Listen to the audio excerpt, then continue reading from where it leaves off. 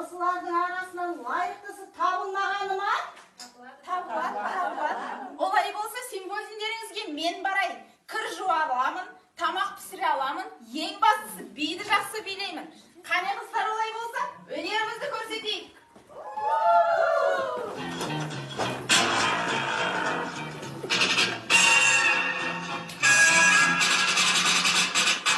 Волны голубые у пристани скачут, родственники горько вздыхают и плачут, и с утра кричат беспокойные чайки, и корабль в пристани стоит. Это Одиссей, что к нему проговорится, то в Одиссею никак не сидится, а жена идет вслед за ним, вздыхает, и ломая руки говорит: ты куда, Одиссей, от жены, Одиссей, Одиссей, Одиссей, милый Одиссей. Шла бы ты домой, Пенелопа. Море как над землею качали, звезды зажигались и море качало. Где-то потерялось руно золотое, кончилась Троянская война. Но опять родня у причала рыдает, снова на грудь корабли собирает, и опять меня свою горькую долю слез льет на пристани жена.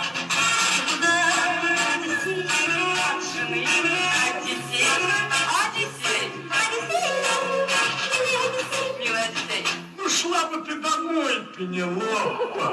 На восток, на запад, на юг и на север каждый день плывут корабли Одиссеев. Падают дожди, поднимается солнце, и от славы в сердце не унять. Только моряков над землей не промчало, будут жены слезы ронять до причала. Так устроен мир, что подолгу не могут корабли в пристани стоят. Ты куда, Одиссей? От жены. Одиссей, Одиссей, Одиссей, милый Одиссей.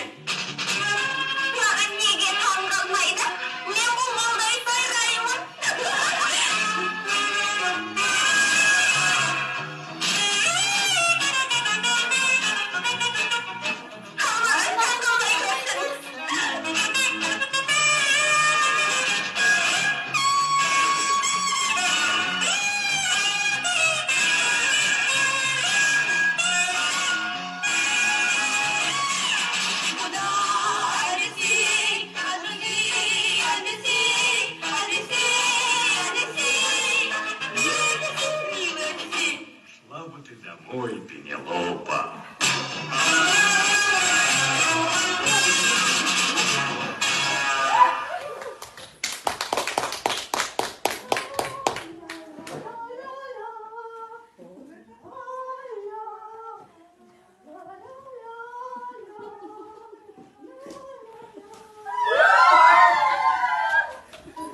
көптеген образдар бар. 1940 жылы фильм режиссері Левит Аймановтың Мұхтар Әуезовтің сценарийі бойынша